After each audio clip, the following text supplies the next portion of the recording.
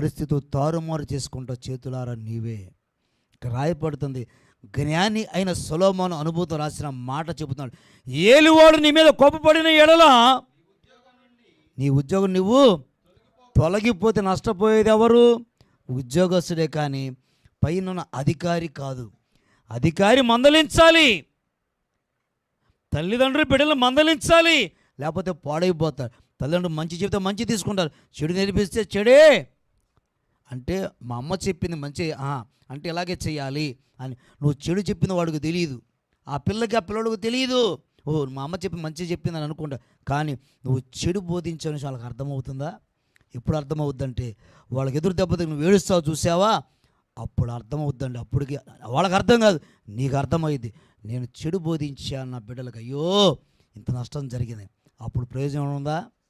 ప్రయోజనం ఏమీ లేదు.